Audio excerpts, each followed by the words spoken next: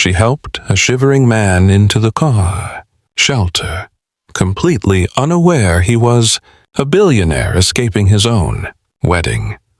I do not have time to explain. I cannot call the police. They are already looking for me. But I have done nothing wrong. You are shivering in the snow and talking about justice. Get inside. If you are a bad man, I will be the first to know. The wind howled like an angry beast outside the shelter's old wooden door, battering the building with icy gusts. Snow blew sideways in thick curtains, swallowing the town in a blanket of white. Sarah pressed her hand against the glass pane, squinting through the frost as she checked the street one last time before locking up for the night. It was Christmas Eve, but for her, it felt like any other cold, lonely night. At 32, Sarah looked older than her years. Life had not been gentle. The faint scar near her right eye, the guarded way she spoke, and the habit of checking twice before saying anything personal all pointed to a past filled with regret and betrayal.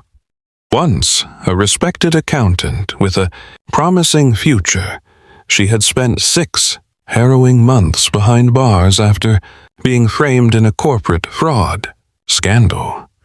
She had lost everything: her career, her friends, her reputation. But she had not lost her conscience. After her release, she moved far north, bought a rundown building with the pittance she had left, and transformed it into a small shelter. She called it the Haven, a place for those the world had forgotten. Tonight, only 4 residents were inside, 2 men sleeping on cots in the common room, 1 elderly woman reading by candlelight, and a teenage girl wrapped in a quilt, watching the snow fall through a cracked window. Sarah had just turned off the hallway light when a violent knock rattled the front door.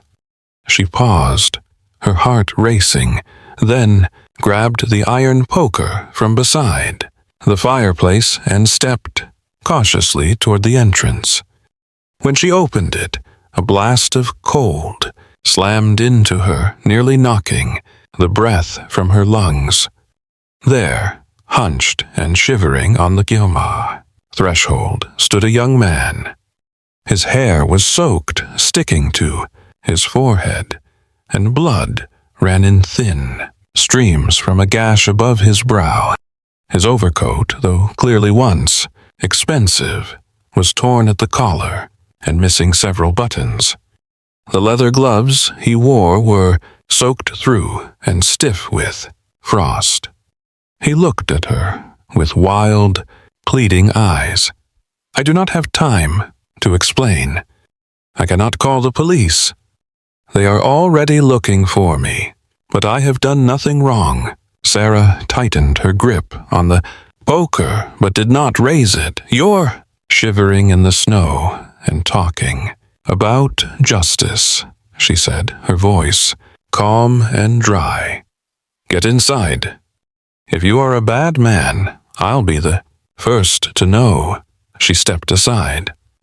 He hesitated only for a moment, before stumbling in, nearly collapsing onto the floor.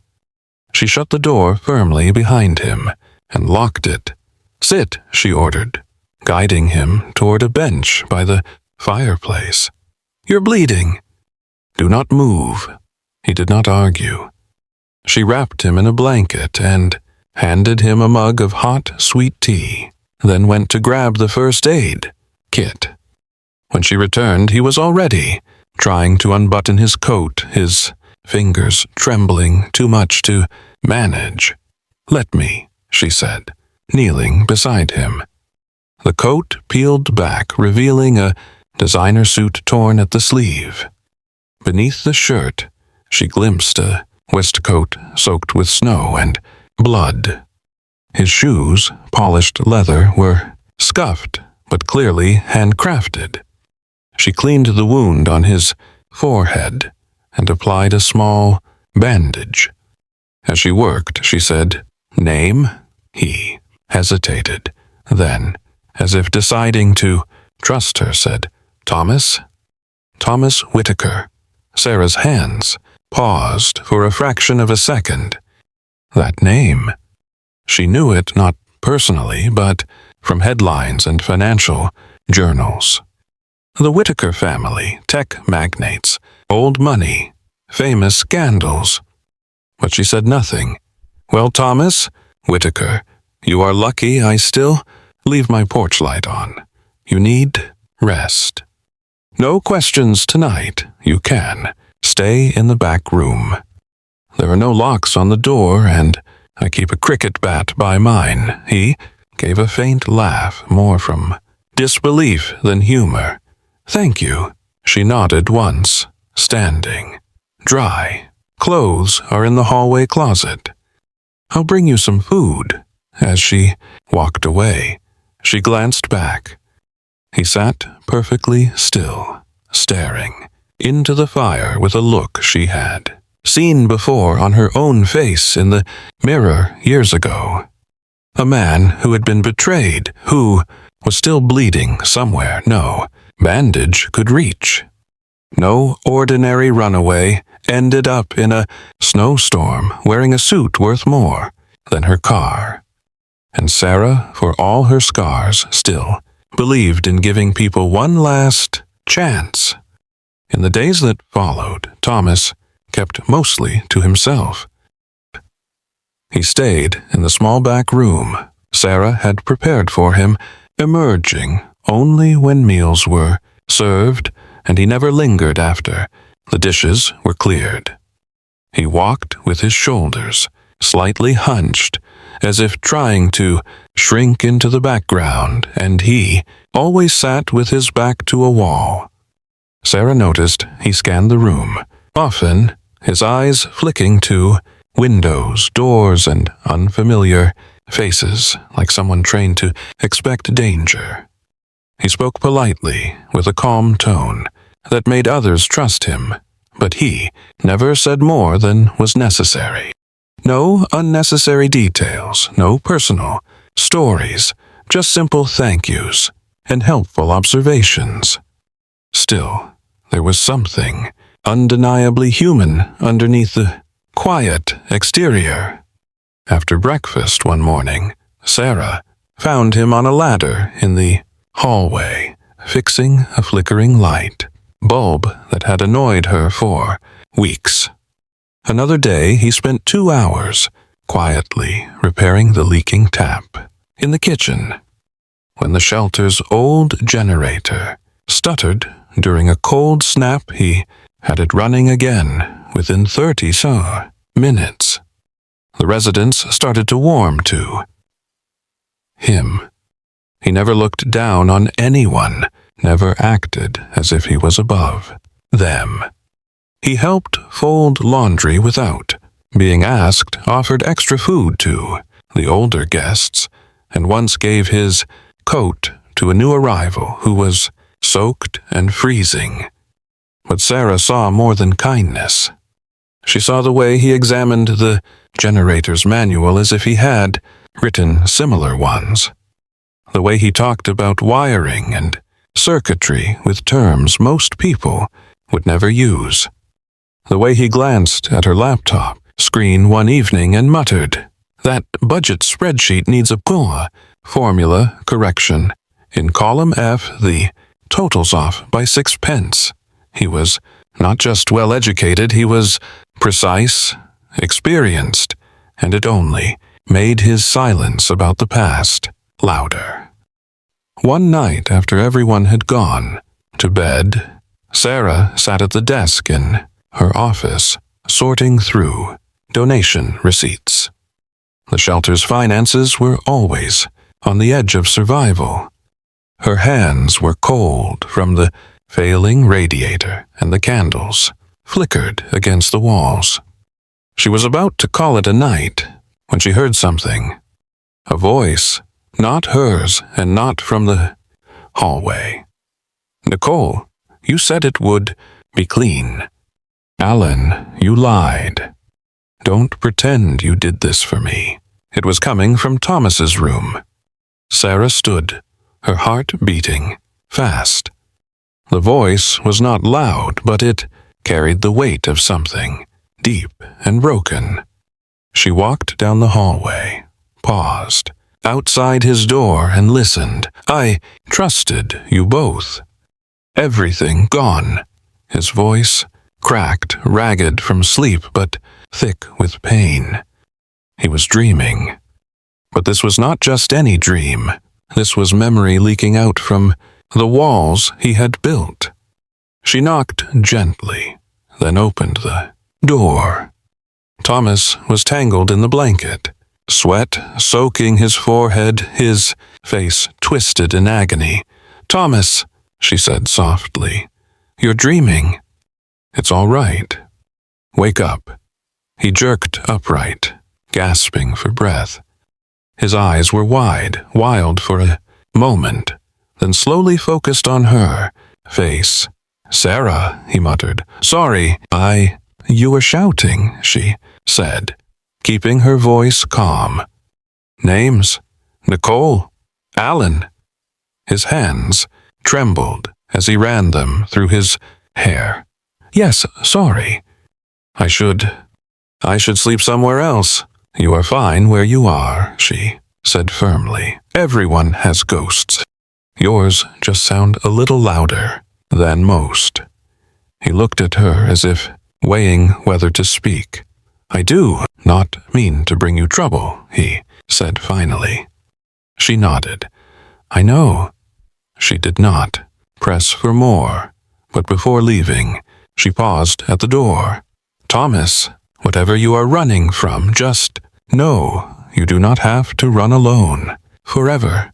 He did not respond, but as she walked away, he whispered a quiet, almost broken, "Thank you." And in that moment, Sarah realized something. Thomas was not just hiding from someone. He was hiding from the version of himself that had believed in people like Nicole and Alan, and some part of him still wanted to believe in someone again. The snow had stopped by the third night, but the cold still clung to the air like a warning. Sarah sat near the fire, sorting through repair bills, her eyes heavy with exhaustion. Thomas had not left his room all day. Something about the silence unsettled her. She crossed the hall and knocked. "It's open," came his voice. He was sitting on the edge of his coat, staring at the floor. His hands were clasped, his jaw tight. "I need to tell you who I am," he said. Sarah sat opposite, waiting. "My name is Thomas Whitaker. I was CEO of Whitaker Dynamics." The name landed like a weight. Everyone knew it, a tech giant, family empire. I took over after my father passed. Too young, they said. But I built it bigger, better. Then I got engaged to Nicole Harper. She runs a media startup. Everyone called us the golden couple. I believed them. He stood and began to pace. But she and Alan, my best friend and legal advisor, they were planning something. They forged my signature on investment contracts, funneled money into shell companies, and pinned it all on me. Sarah's stomach tightened. If I had married Nicole, she would have gained legal standing over our shared assets. They timed everything, contracts, press, coverage, to fall apart after the wedding, making me the scapegoat. He paused, looking at her. They even leaked fake evidence, emails, documents. Suddenly, I was the villain. Why? not go to the authorities?" Sarah asked. "I did, but Alan had someone on the inside. The same day I reached out, he knew. An internal investigation started, but the focus shifted to me.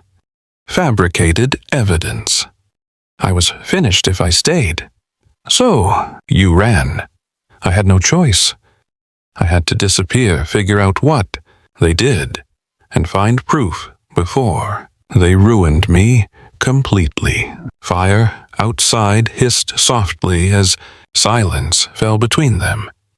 Then Sarah spoke, her voice calm. "I lost everything once, too." Thomas looked at her. "I was a corporate accountant. Someone stole from the company. I reported it and got framed for it. They used my login, twisted the numbers. I was arrested in front of everyone." Thomas said nothing, but his expression darkened. "I spent 6 months in prison. No trial. No one believed me. When I got out, I left everything and came here. Built this place from what little I had left." "I'm sorry," he said, quietly. She shook her head. "Don't be. It made me stronger. And if I ever get the chance to pull someone else out of that darkness, I will." She stood, her voice firm. "You're not alone in this, Thomas. If you're ready to fight, I'm with you.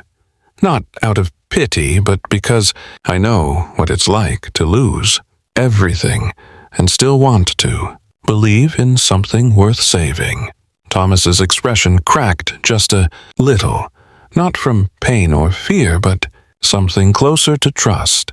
"I don't know what comes next," he said.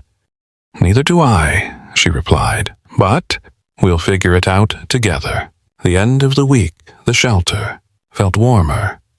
It wasn't just from the patched-up heating system Thomas had worked on, but from the unspoken shift between him and Sarah. The raw edge in his voice had softened. The way he looked at her now held something more than guarded gratitude. It held respect. It held trust. They sat together at the kitchen table one morning, the snow outside, melting under a rare glimpse of winter sunlight. Thomas stared at his untouched coffee, then glanced up at Sarah. "I need to contact someone, a lawyer I can still trust. She was my father's advisor before she left the firm. Her name is Caroline Mendez. I don't know if she will even believe me now." Sarah nodded, already pulling her old laptop closer. "Let's start with that." They created a new email account under a false identity, used a virtual private network, and typed a brief, coded message. Sarah double-checked every line before sending it. "I used to do this sort of thing for clients," she said with a faint smile. "Not illegal stuff, just making sure things were airtight." "You were really good at your job, weren't you?" Thomas asked. She looked at him for a moment, then nodded. "I was." Over the next few days, they worked side by side, repairing shelves, reorganizing the food inventory, even painting over graffiti in the back alley. They made an unlikely team, the fallen tech mogul and the accountant-turned-shelter manager. But somehow it worked. One afternoon, Sarah drove them into town to restock supplies. At the small local market, Thomas handled the trolley, while Sarah read from her list. They bickered good-naturedly over peanut butter brands, shared a poisson, laugh when he knocked over a stack of tinned beans, and even stopped for coffee at the corner cafe. No one recognized him. He wore a woolly hat pulled low and kept his head down. To the world, he was just a man, helping a friend.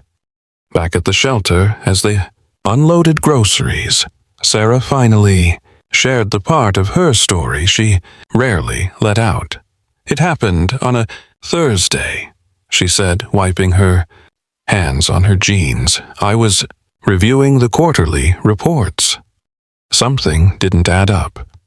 I flagged it, followed the trail, and brought it to the CFO. Thomas listened in silence.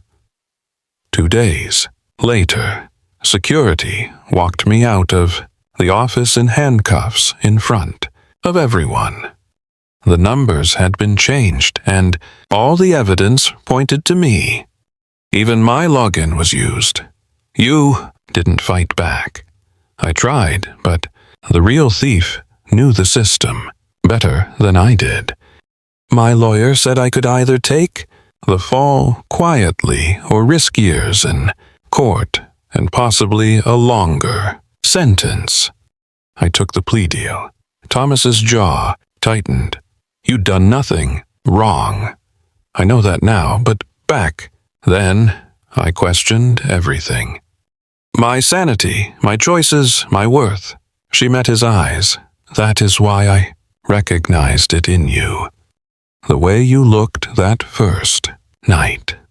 It is the look of someone who has had the truth ripped away and replaced with a lie too big to fight alone.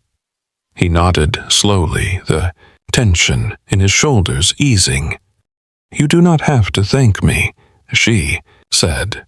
Just promise me when it is your turn to stand up again, you will not flinch. I won't, he said quietly. Not this time. Later that evening, as the shelter quieted down, an old man named Pete, one of the long-time residents, sat in the common room, flipping through a newspaper someone had left behind. His eyes narrowed as he looked at the front page. A small headline in the corner read, Thomas Whitaker still missing. Authorities silent on investigation. Pete's eyes flicked towards the hallway, then back at the paper. He looked again at the grainy photo of Thomas in a tuxedo, then at the man who had just walked past him with a basket of blankets. He reached for his phone and stepped outside. The wind was cold, but the temptation was hotter than loyalty. I think I found your billionaire, he whispered into the receiver. How much is it worth to you, the car? Building looked the same. Towering, glass, spotless steel. The logo of Whitaker Dynamics glowing a cold blue above the entrance. But to Thomas, it no longer felt like his. It was past midnight. The city, quiet under a layer of fresh snow, the car park nearly deserted.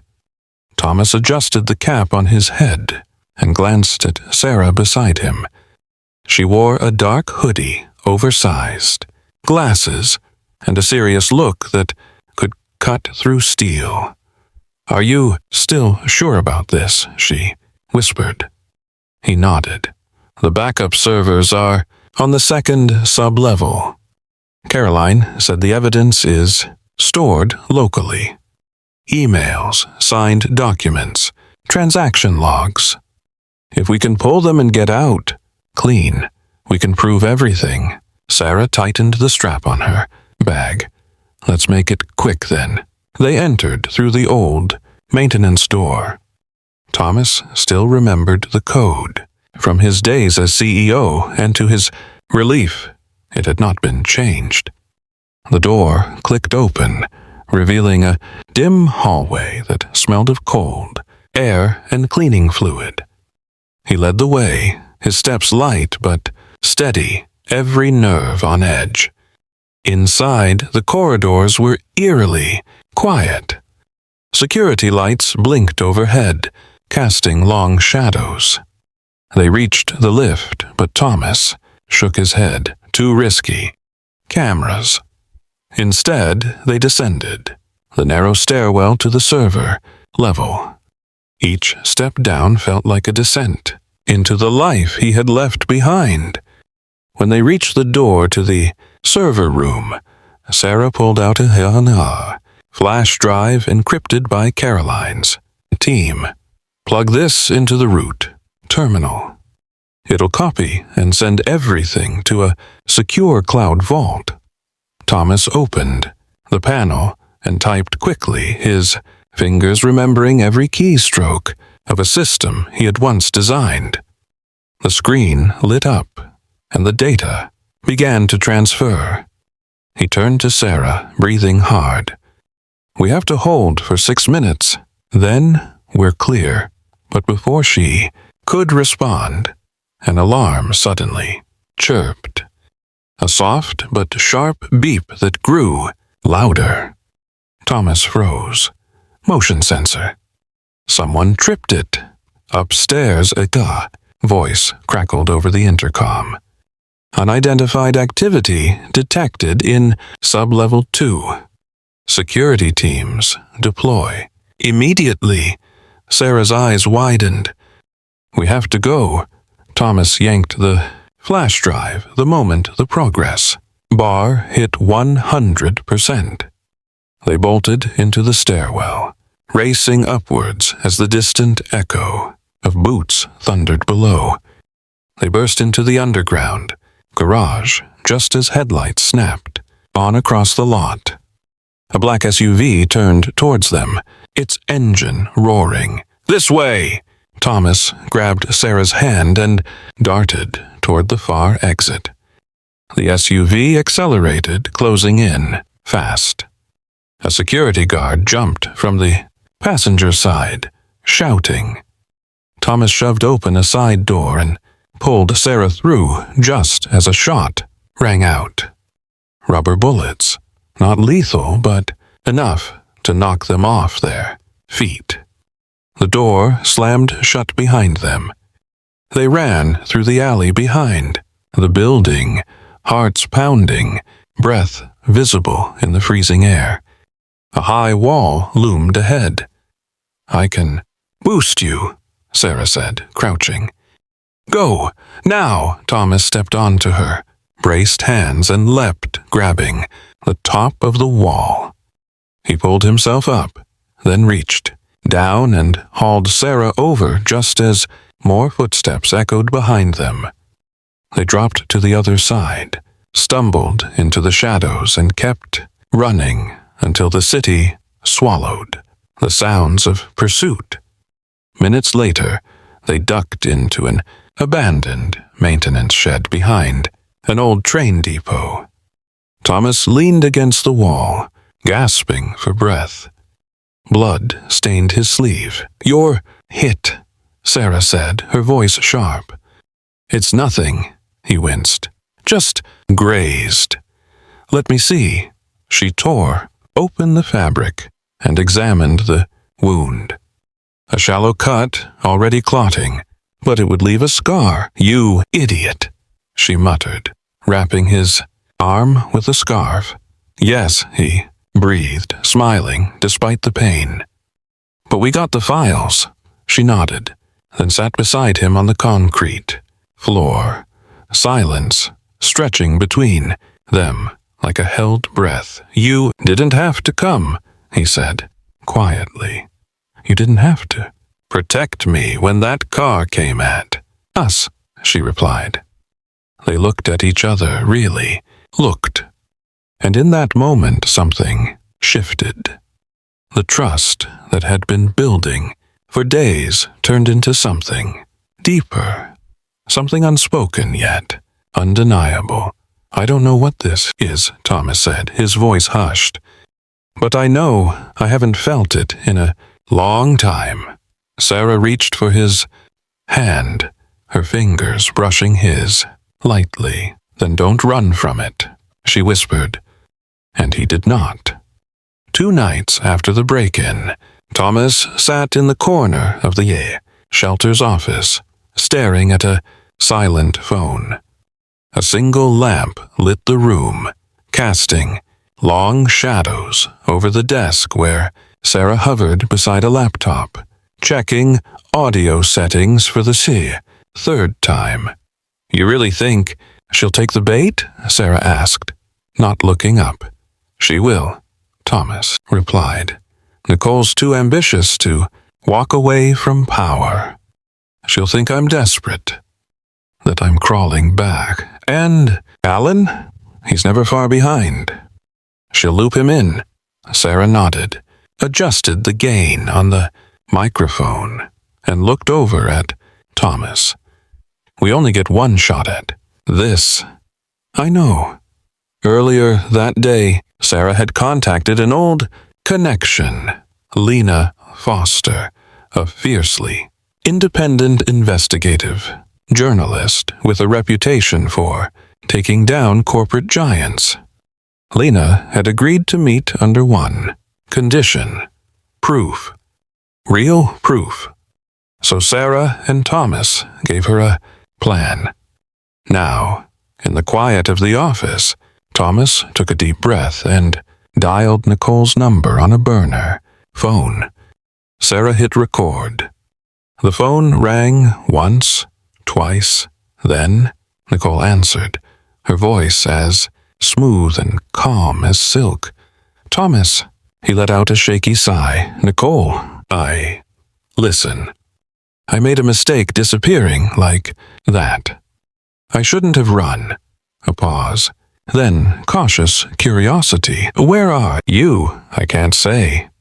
But I want to fix this. I know I can't undo what happened, but I don't want to fight anymore. I've been thinking, maybe you and Alan were right." Another pause. Then the tone shifted to one of confident intrigue. "Go on. I have the documents you planted. I know what you two did, but I also know how to make them disappear. We can still move forward, together, if you'll let me." Line went quiet. Sarah glanced at the screen. The recording was clear. Finally, Nicole's voice returned, low and cunning. "You're finally starting to think smart, Thomas. We can make this go away. Alan has already made adjustments to the timelines. The audits will match. All we need is your cooperation." "I want back in," Thomas said. "Tell Alan I'll play along. I'll even make a statement. Say it was all a misunderstanding, that I panicked." Sarah clenched, her fists under the desk. "Good," Nicole replied. "We just needed you to realize who really has control. Come in quietly, and it all disappears." Thomas played it cool. "I'll need a few days to get everything in order." "No problem," Nicole said sweetly. "Just don't vanish again." The line went dead. Thomas stared at the phone, heart pounding. "We got them." Sarah was already copying the file to a flash drive, her hands steady, every word. "It's all there." An hour later, Lena Foster sat across from them in the shelter's tiny dining room, headphones on, her expression growing darker by the second as she listened to the recording. When it ended, she looked up at Thomas and Sarah with quiet fury. "This will burn everything down." "Good," Thomas said. Lena nodded. "Give me 24 hours." As she walked out into the night, the flash drive clutched in. Her hand, Sarah turned to Thomas. "No turning back now." "I don't want to," he replied, his eyes locked with hers. "Not anymore." And with that, the final piece of their trap fell into place. The news hit the internet like wildfire. Within hours of Lena Foster's expose going live, the story exploded across every major news outlet. The headline was blunt, brutal, and undeniable. Billionaire CEO framed by fiancé and legal partner. Secret recording uncovers massive corporate betrayal. The article included audio clips document, screenshots, and a timeline of the fraud scheme. Lena's voiceover narrated with unwavering clarity, exposing Nicole, Harper, and Alan Royce for who they truly were. Public reaction was immediate and visceral. Nicole's face, once the darling of business magazines and influencer circuits, flashed across screens, accompanied by words like fraud, manipulator, and arrest warrant. Alan Royce, too, was named in full. Both were now officially fugitives, with federal charges, including wire fraud, obstruction of justice, and conspiracy. The authorities confirmed the validity of the evidence and issued arrest warrants that very day. Meanwhile, Thomas Whitaker's name transformed from scandal-ridden CEO to whistleblower and survivor. For days, headlines praised his courage. Thomas Whitaker clears his name in stunning turn of events. Fallen tech heir redeems himself with expose. The man who walked away from power for the truth. Thomas stayed silent. He read the articles, watched the interviews, and listened to legal experts dissect the layers of betrayal. But through it all, he stayed inside the shelter next to the woman who had saved his life when the world had turned its back on him. Then the press came knocking. Caroline Mendez, his trusted lawyer, arranged a formal press conference as a way to clear them air directly and publicly. She invited Sarah, gently urging her to attend. Thomas asked her himself the night before. They stood outside under a cold sky, the stars barely visible above, the city's glow. "You should be there," he said softly. "You were there when no one else was." Sarah shook her head slowly. "I was also there when cameras twisted the truth and turned me into a villain. I'm done with the spotlight, Thomas. I don't need the world to know who I am. I just want to live a life that's real." He looked at her for a long time, then nodded. "I understand." The next day, he stood at the podium alone, camera flashes going off like lightning storms around him. His voice, clear and steady, recounted the timeline of deceit, betrayal, and escape. He answered questions. He thanked the journalists who stayed true to their integrity. But when asked if he would return to his position at Whitaker Dynamics, his answer stunned the room. "No," he said, "I will not be returning to the company." There were gasps, murmurs, and frantic typing.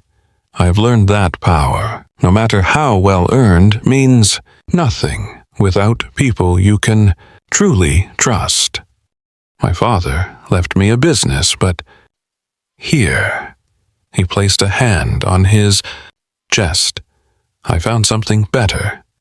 Purpose, real connections, a chance to do something that helps people on the ground." The shelter did not make the headlines, but it became the place Thomas returned to that evening. No security detail, no limousine, just him, a duffel bag, and a quiet determination. Sarah was in the kitchen when he walked in. She turned, wiping her hands on a towel, her eyes calm but questioning. You came back, she said. I never really left, he replied. She leaned against the counter, watching him with a half-smile. And what happens now? You disappear into a normal life. He stepped closer, closing the space between them with a softness that surprised them both. No, he said. Now I stay. Not because I'm running, not because I owe anyone anything, but because I want to be here with you. Sarah's breath caught just slightly. Thomas, I fell in love with you, Sarah. Somewhere between fixing pipes and dodging bullets.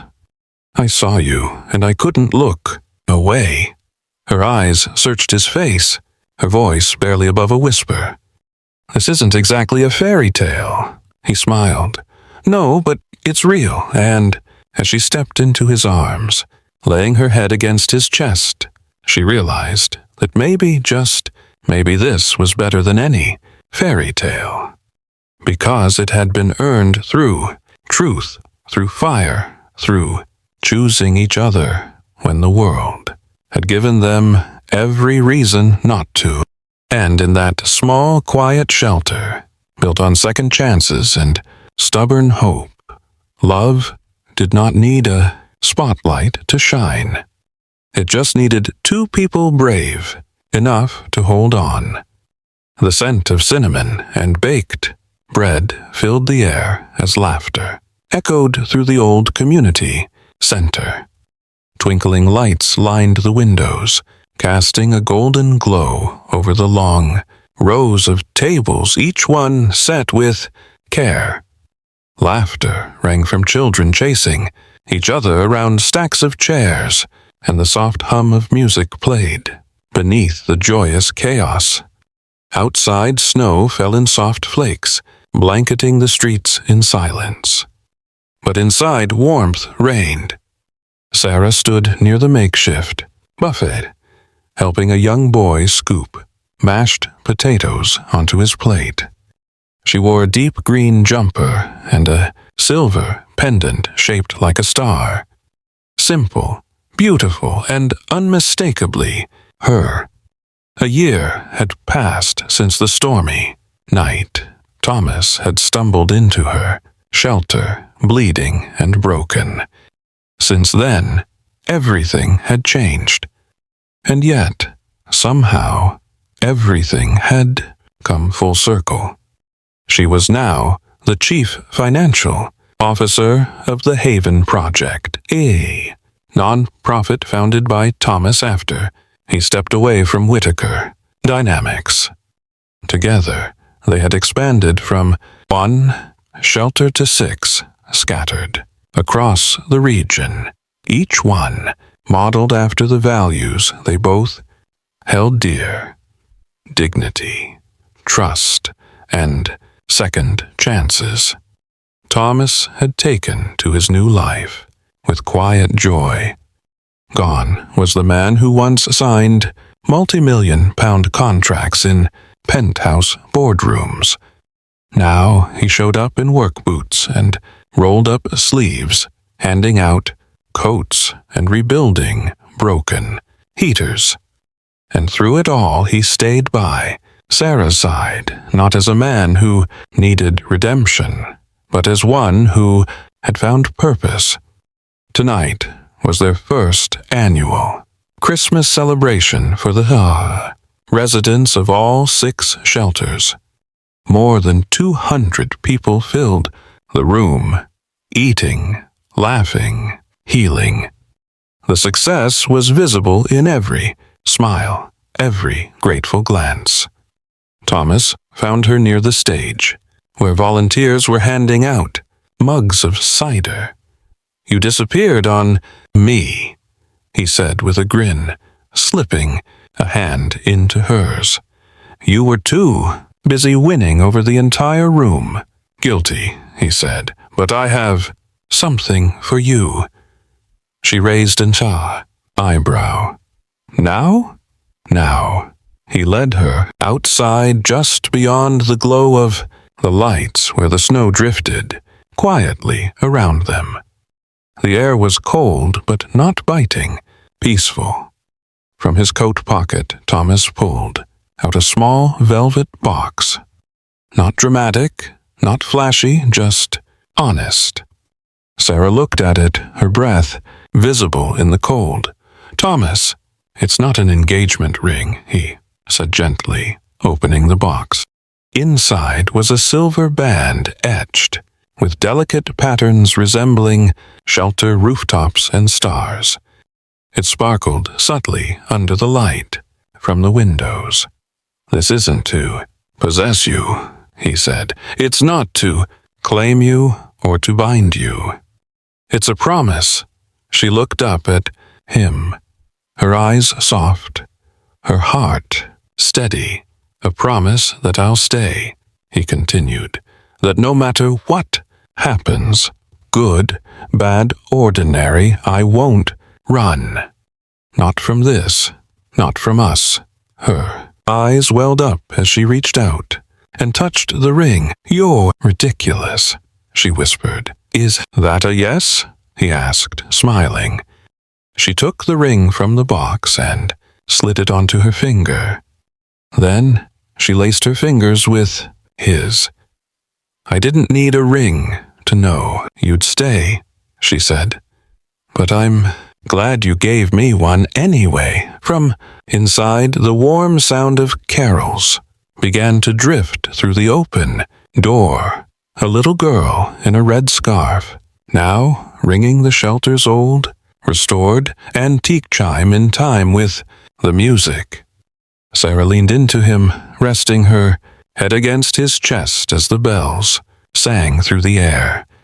They were two people the world had once cast aside, now standing, hand in hand, surrounded by the life they had built together.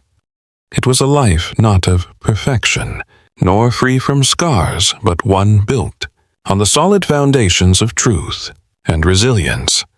And in that moment, beneath the gentle fall of snow and the distant starlight, they understood that happiness wasn't something you found at the end of a story. It was something you built, day by day, choice by choice, together. This was not just a happy ending, it was their beautiful, hard-won beginning. If Sarah and Thomas's story touched your heart, please don't forget to like this video and share it with someone who might need a little hope. Subscribe to Soul Stirring Stories for more tales of resilience, healing, and the incredible strength of the human spirit. We believe every story has the power to move the soul, and perhaps, just perhaps, change a life. Thank you for watching. We'll see you in the next story.